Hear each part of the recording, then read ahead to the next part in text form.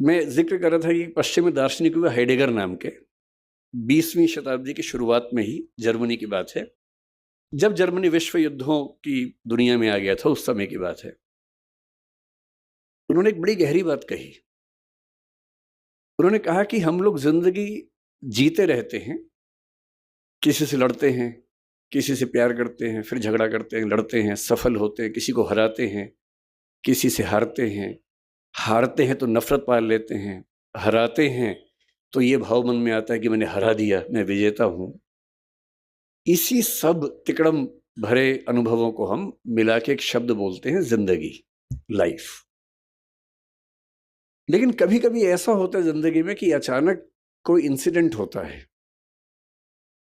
वो इंसिडेंट क्या होता है, जैसे मान लीजिए कि मैं और मेरा दोस्त सड़क पे जा रहे हैं। अचानक एक ट्रक की कार ब्रेक फेल हुई, उसे टक्कर मारी और मेरे साथ जो मेरा दोस्त था, उसकी मौत हो गई और मैं बच गया। अब जो मुझे एहसास होगा, उस एहसास का मतलब है नथिंगनेस, शून्यता। उस मोमेंट पे, उस क्षण में ये लगता है कि क्या है ज़िंदगी में ऐसा?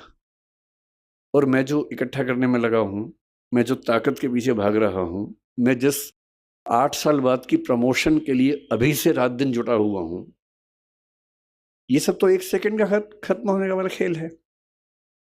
जिस ज़िंदगी का 1 सेकंड बाद का अता-पता नहीं है, भरोसा नहीं है, कल सुबह मैं उठूँगा भी या नहीं, ये भी नहीं पता है।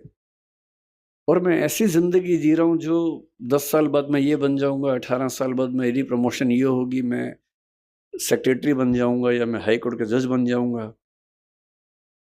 इस अनुभव में जो लोग थोड़े ज़्यादा सेंसिटिव हैं, संवेदनशील हैं, वो इस अनुभव को झेल नहीं पाते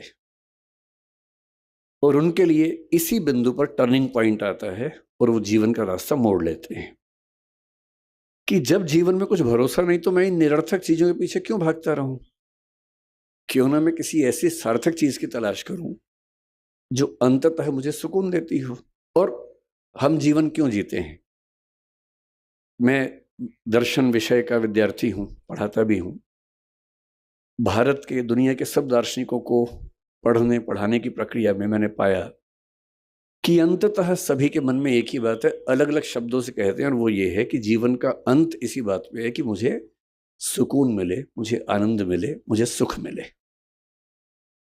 और सारे भौतिक सुखों के बाद देश की राजधानी की सारी ताकत को देखने समझने के बाद अगर उससे ज़्यादा सुकून बारडोली के आश्रम में है, तो इसका मतलब है कि जीवन का सही अर्थ तो यहाँ आके खुलेगा, वहाँ तो नहीं खुलेगा।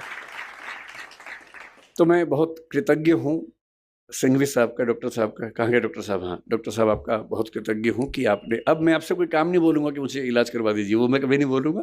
वो तो मेरा शुरुआती लालच था जो मैंने आपको बताया भी नहीं अब तक, और मन में था। और मुझे लगता है कि सच बोल देने से मुक्ति रहती है, झूठ बोलने में बड़ी दिक्कतें हैं, सच बोल देने से आदमी मुक्त रहता है।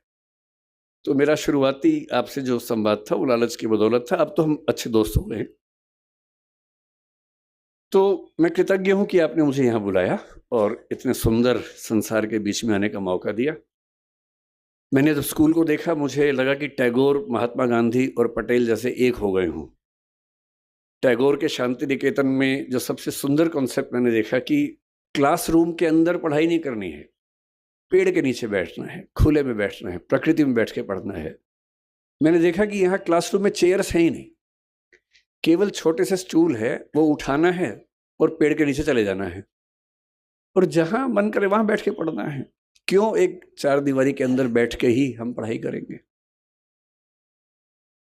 महात्मा गांधी ने एक बहुत अच्छा विचार दिया था बुनियादी तालीम का, बुनियादी शिक्षा का, जो स्वावलंबन में जोर देता है, स्किल्स की ट्रेनिंग पर जोर देता है, मातृभाषा में शिक्षा पर जोर देता है। और मैंने पाया कि वो सारे के सारे सिद्धांत इस स्कूल के अंदर ठीक वैसे ही चल रहे हैं। और सरदार पटेल का तो आशीर्वाद जैसा आश्रम को मिला ही है, तो उनके प्रति तो कृतज्ञ होना वैसे भी बनता है। दूसरा, मैं थोड़ा सा, मोरारी बापू साथ में हैं, उनका जिक्र करके फिर मैं अपने मूल विषय पे आता हूँ, सरदार पटेल पर। मेरा आज तक ऐसा सौभाग्य नहीं हुआ कि मैं किसी कथा में जाके सुन सकूं, पर और मैं बहुत संदेह करने वाला व्यक्ति हूँ, मैं बहुत विश्वास करने वाला व्यक्ति हूँ नहीं। मैं ईश्वर को लेके भी उतना आग्रही नहीं हूँ। मुझे फ़िलॉसफ़ी पढ़ते-पढ़ते ज़्यादा संदेह मन में रहता है, बहुत ज़्यादा। ईश्वर भी हैं या नहीं हैं तो कैसे हैं? वो सब सवाल मेरे मन में बहुत ज़्यादा चलते हैं। पर मैं नास्तिक नहीं हूँ, मैं अज्ञेयवादी हूँ। अज्ञेयवाद का मतलब होता है कि मुझे पता नहीं ईश्वर हैं या नहीं हैं तो कैसे हैं, पर मैं ये संभावना मानता हूँ कि वो हैं और अगर दुनिया चल रही है तो हो सकता है कि उन्हीं की बदौलत चल रही होगी। इस संभावना को मानता हूँ। मैं ये भी महसूस करता रहा हूँ कि जो संत का एक सुंदर अर्थ होता है, मैं संत कबीर का बहुत सम्मान करता हूँ। मैंने कबीरदास को अच्छे से पढ़ने का प्रयास किया है और बहुत प्रेरित होता हूँ उनसे, उनकी बातों से सीखता हूँ। संत रैदास को मैंने अच्छे से पढ़ने का प्रयास किया, कई बार किया। तो मैं अक्सर सोचता हूँ कि संत का मतलब क्या होता है? तो एक बार एक किताब में मुझे बड़ी सुंदर बात मिली। एक उम्र तक मेरा थोड़ा-सा लेफ्टिस्ट आइडियोलॉजी की तरफ काफ़ी झुका हुआ था, तो मुझे धर्म, संत इन सब से लगभग अरुचि सी थी। नफ़रत तो नहीं कहूँगा पर अरुचि जैसा भाव रहता था। मेरे पेरेंट्स भी परेशान थे क्योंकि मैं कुछ अतिवाद के रास्ते पर उस समय चलता था। मुझे लगता था कि संत वो लोग हैं जो दुनिया के संघर्षों को छोड़ के भाग गए हैं। अरे भाई! मैं बुद्ध को पढ़ता था, महावीर वर्धमान महावीर को पढ़ता था। मुझे लगता था कि क्यों ऐसा करते हो भाई?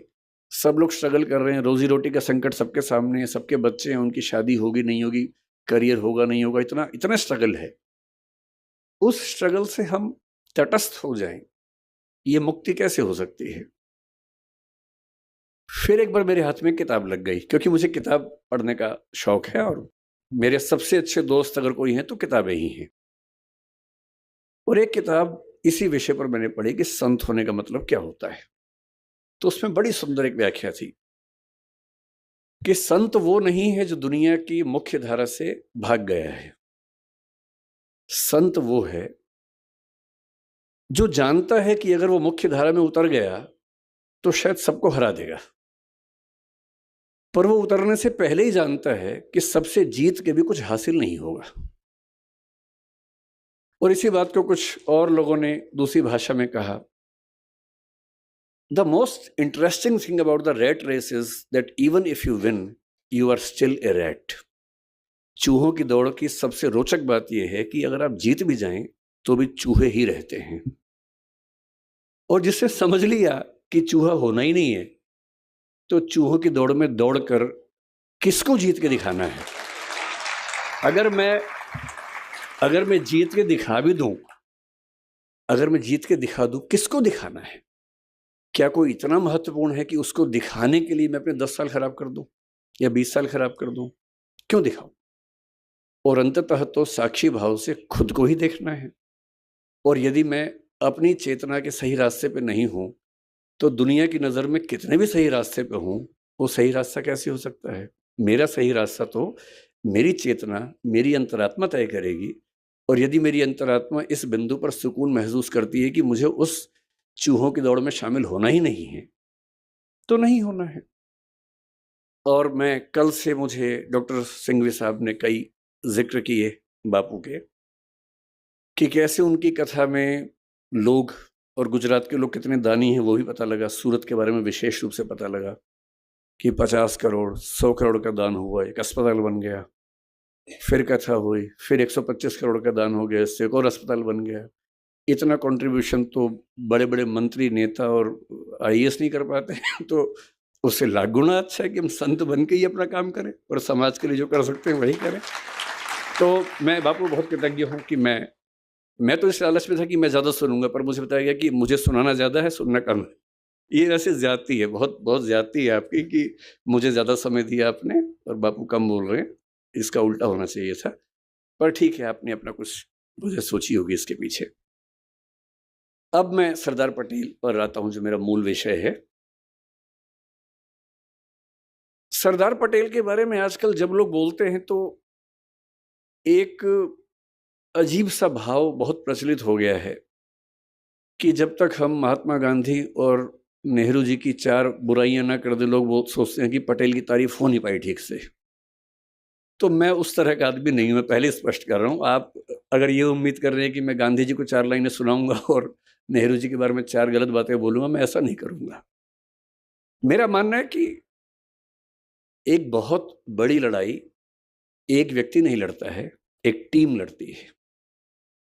और टीम में हर व्यक्ति का अपना चरित्र होता है, अपना व्यक्तित्व होता है, अपनी भूमिका होती है। हम ये नहीं कह सकते कि एक ही व्यक्ति पर्याप्त था, बाकी सब यूं ही थे, ऐसा नहीं। सबकी अपनी अपनी महत्ता थी, अपनी भूमिका थी। एक बहुत बड़े रंगमंच पे हर व्यक्ति का अपना किरदार होता है और उस किरदार को करीने से निभाना, यही उसकी महानता होती है। मैं ये जरूर मानता हूं कि सरदार वल्लभ भाई पटेल जितने सम्मान के हकदार थे, उतना हमारी पीढ़ियों ने उनको दिया नहीं। ये हमारी पीढ़ियों पर लानत की बात है, ये मैं जरूर मानता हूं और ये हमें सुधारना चाहिए। क्यों सुधारना चाहिए? मैं कुछ ऐसी बुनियादी बातें आपसे कहूंगा।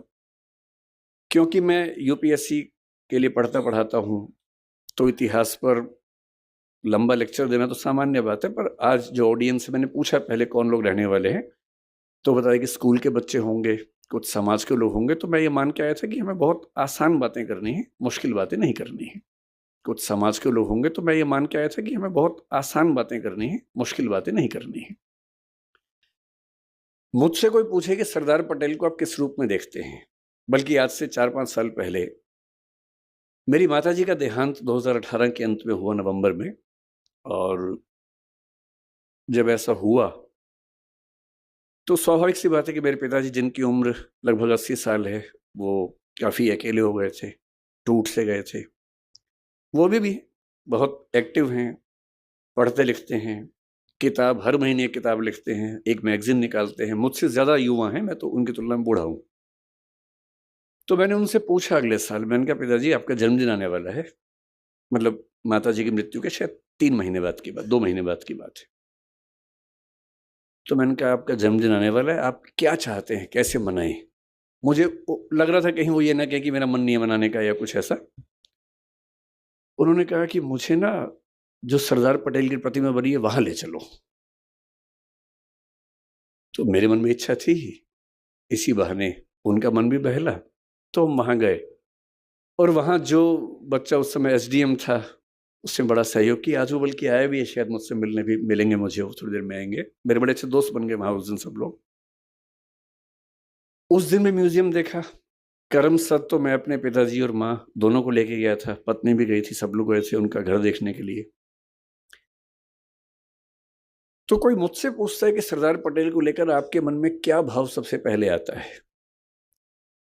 मेरे मन में एक ही भाव आता है कि नेतृत्व का जो गुण किसी व्यक्ति में सबसे बेहतर हो सकता है, सबसे बेहतर हो सकता है, उसकी साक्षात मूर्ति देखनी है तो मैं सरदार पटेल को याद करूंगा।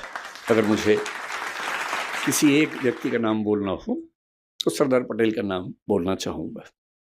क्यों बोलना चाहूंगा? उसकी वजह अलग हैं, शायद वो वजहें थोड़ी सी इतिहास में आपको अलग लगे, पर मैं आपको 2-3 वजहें बता के बात समाप्त करूंगा।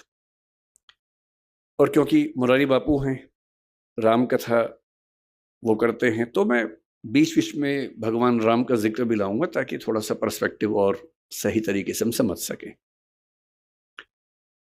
भगवान राम के बहुत सारे रूप हैं। वाल्मीकि के रामायण में अलग रूप है, भवभूति के उत्तर रामचरित में अलग रूप है। उसके बाद गोस्वामी तुलसीदास ने जब लिखा रामचरितमानस, उसमें काफी नया रूप वो लेके आए। और जो अवतारी राम थे वो मर्यादा पुरुषोत्तम राम बनकर हमारे सामने आए। और जिन राम को हम जानते हैं वो आमतौर पे गोस्वामी तुलसीदास ने जिस राम के चरित्र का निर्माण किया, उनको हम ज्यादा जानते हैं। मैं हिंदी साहित्य का विद्यार्थी भी हूँ, हिंदी साहित्य में उसके बाद भी चीजें होती रही हैं। 20वीं सदी की शुरुआत में महात्मा गांधी के समय में ही मैथिली शरण गुप्त ने साकेत लिखा, उसमें राम का नया रूप सामने रखा, जिसमें वो प्रश्न कर रहे हैं, राम तुम ईश्वर हो, मानव नहीं हो क्या? या राम तुम मानव हो, ईश्वर नहीं हो क्या? और वो कह रहे हैं कि हे राम, इस देश को मत भूलना, राम तुम्हें यह देश न भूले। धाम धरा धन जाए भले ही, यह अपना उद्देश्य न भूले। और भगवान राम राष्ट्रभक्त नायक के रूप में उभरते हैं साकेत नाम की रचना में 20वीं सदी की शुरुआत में।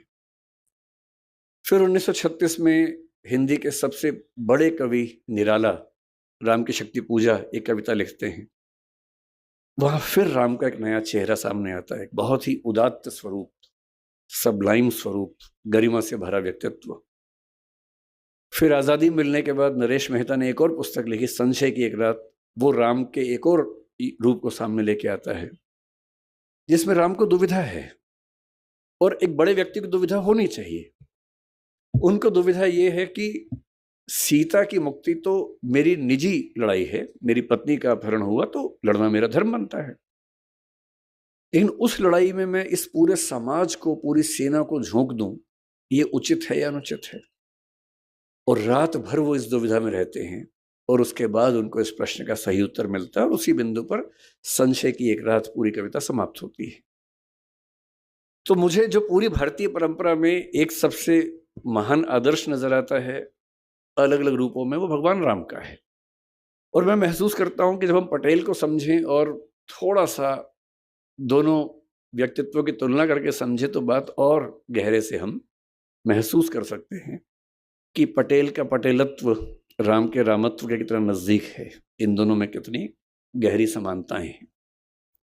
एक प्रसंग से बात शुरू करते हैं, जिस प्रसंग पर लोग नाराज रहते हैं, पर मैं यह नाराजगी जाहिर करने नहीं आया हूं। मैंने आपसे पहले ही कहा कि मैं ना नेहरू जी के बारे में एक गलत वाक्य बोलूंगा, ना गांधी जी के बारे में बोलूंगा। और पटेल जी को महान होने के लिए इसकी जरूरत नहीं है कि हम किसी को नीचा करके दिखाएं, वो वैसे ही बहुत बड़े हैं, किसी को मैं छोटा क्यों करूं उसके लिए, है ना।